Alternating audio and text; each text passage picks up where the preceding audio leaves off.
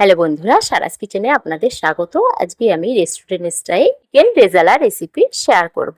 তো চলুন, এখানে 800 গ্রাম চিকেন, হাফ চামচ লবণ, 1 চামচ আদা বাটা, 1 চামচ রসুন বাটা এবং 2 চামচ টক দই দিয়ে সুন্দর করে মিক্সড করে নেব, মাখিয়ে নেব।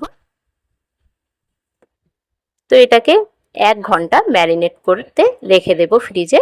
আর চিকেন রেজালার জন্য মশলা বানিয়ে নেব। এখানে গোটা পেঁয়াজ একটা কুচিয়ে নিয়েছি, 1 চামচ পোস্ত, কিশমিশ 8-10টা, কাজু বাদাম 8-10টা, 2টো কাঁচা লঙ্কা এবং টক দই 3 চামচ দিয়ে ভালো করে মিক্সড করে নেব মিক্সচার গ্রাইন্ডারে।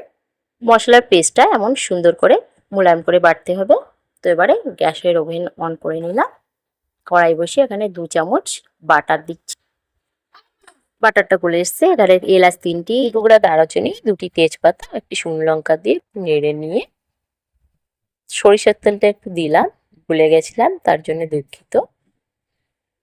একটু সরিষার তেল আগেই দিয়ে নেবেন। এখানে 25 গ্রাম মতো সরিষার তেল দিয়েছি। এবার মাংসটা তুলে দেব। তো মাংসটা এবার সুন্দর করে কষাতে হবে। একটু নেড়ে নিয়ে ঢাকনা চাপা দেবে। ঢাকনা চাপা দিয়ে 2 মিনিট পর আবার ফিরে আসছি। 2 মিনিট হয়ে গেছে। এবার নেড়ে দেবো সুন্দর করে। নেড়ে নিয়ে আবার ঢাকনা চাপা দিয়ে 2 মিনিট পর আবার ফিরে আসবো। 2 মিনিট পর ফিরে আসলাম। এখানে লবণ দিলাম, পরিমাণ মতন দেবেন। মরিচ গুঁড়ো 1/4 চামচ।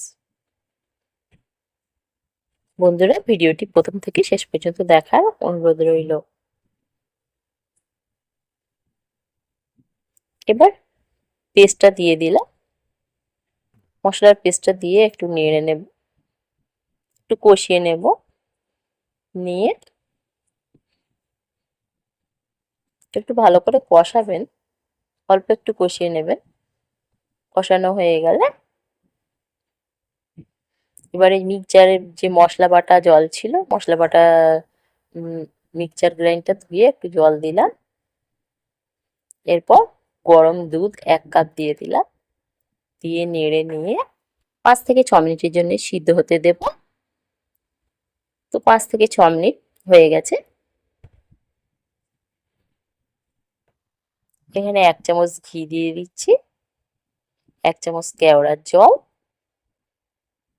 সামান্য চিনি। চিনিটা আপনারা স্বাদ মতো দেবেন। তো ঢাকনা দিয়ে 2 মিনিট পর আবার ফিরে আসব। বন্ধুরা, আমার রেসিপিটি ভালো লেগে থাকলে একটা লাইক দেবেন ভিডিওতে, এবং পরবর্তী ভিডিও দেখার জন্য আমার চ্যানেলটিকে সাবস্ক্রাইব করবেন। বেল আইকন প্রেস করতে ভুলবেন না। তো 2 মিনিট হয়ে গেছে। আমার চিকেন রেজালা রেসিপি পরিবেশনের জন্য প্রস্তুত।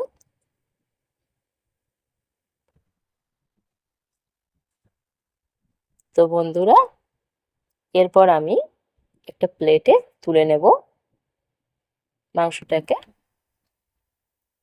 তো আপনারা বাড়িতে একবার হলেও এইভাবে ট্রাই করবেন, খেতে খুবই সুস্বাদু হয়।